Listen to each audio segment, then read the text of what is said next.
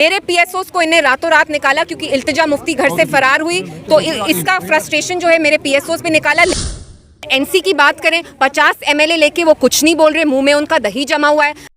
ने कहा यहाँ के जो एसएचओ हैं उनका नाम जितेंद्र सिंह है, वो बहुत ज़्यादा करप्ट हैं, वो एक रैकेट चला रहे हैं वहाँ, क्योंकि उनने मुझे रोका नहीं। वो मुझे सच्चाई जाहिर करने से क्यों रोकते?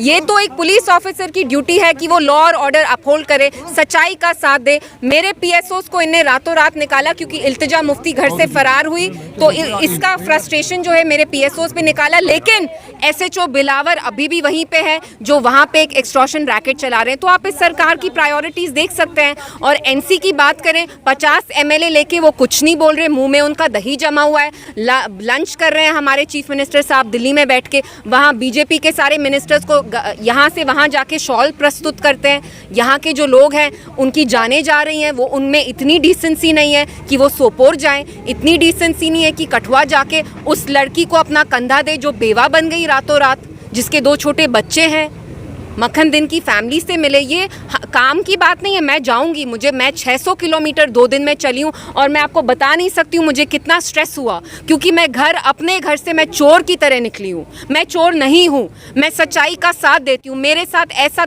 सिला क्यों किया जा रहा है? Why are they treating me like I am a harden criminal? मैं आप लोगों के सामने सच बोल रही हूँ। क्या एक जुर्म है? आप भी एक जर्नलिस्ट है, आप सच्चाई का साथ देंगे तो आपको भी पनिश किया जाता है कश्मीर में। वैसा ही सब कुछ बिल्कुल वैसा है। इनफैक्ट हमें लगा जब एनसी आएगी वो कम से कम कुछ अकाउंटेबिलिटी लेगी। हमें ही नहीं, जिन लोगों ने उन्हें इतनी भारी अक्सरियत से लाया उन लोगों को लगा कि इतने एमएलएज दे के 50 एमएलएज लाके जब यहाँ के लोगों के साथ कुछ गलत होगा तो एनसी अपना मुंह खोलेगी। आज चीफ मिनिस्टर साहब की एडवाइस कि आप जाइए पीडीपी जाइए, आप एलजी साहब से पूछिए, हमसे क्यों पूछ रहे? अरे फिर इलेक्शन क्यों हुआ? आप तो इलेक्शन की मांग करते थे, आपको कुर्सी चाहिए थी। अब जब आपको कुर्सी मिल गई है, आपकी रिस्पॉन्सिबिलिटी है। अगर आपका काम हम करेंगे तो इक्तिदा में आप क्यों हैं? फिर आप क्यों आए हैं? आप कुर्सी पे बैठने आए, कुर्सी गर्म करने आए हैं अपनी। मुझे बहुत बुरा लगा, मैं रात में बिल्कुल नहीं सोई, क्योंकि मैं जानती हूँ वो बहुत गरीब फैमिली से होते हैं।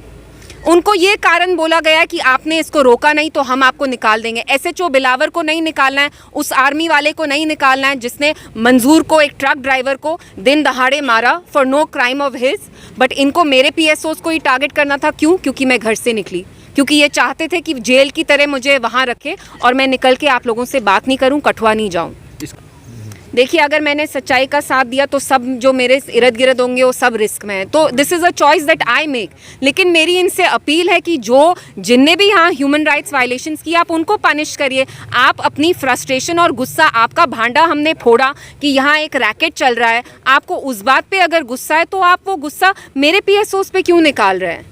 Why are you taking it out on them? अब क्या? मैं कल बिलावर से निकली, वहाँ बहुत फैमिलीज मुझे मिली जिनने कहा यहाँ के जो एसएचओ हैं उनका नाम जितेंद्र सिंह है, वो बहुत ज़्यादा करप्ट हैं, वो एक रैकेट चला रहे हैं वहाँ। मुझे वहाँ बहुत सारे आदमी मिले जिनकी टांगें टूटी हुई थी क्योंकि उनको कस्टडी में इतना पीटा गया है। और उनको ये एसएचओ कहते हैं कि अगर आप हमें पैसे नहीं देंगे, हम कहेंगे कि आपका पार वालों के साथ राब्ता रहा है। पार वाले मीन्स पाकिस्तान, हम आप पे फेक चार्जेस हॉइस्ट करेंगे। तो आप देखिए, पुलिस वाला अगर कानून तोड़ रहा है तो उसको पुलिस में रहने का हक ही नहीं है, वो एक मुजरिम है। और मैं ये डंके की चोट पे बोलूँगी, क्योंकि अगर आप लोग मीडिया का ये रिस्पॉन्सिबिलिटी, आप जाइए बिलावर जाइए, फैमिली से बात करिए, जो बात मैं बोल रही हूँ वो आपको बोलेंगे। So even you should go, you should cover बिलावर and see what's happening there.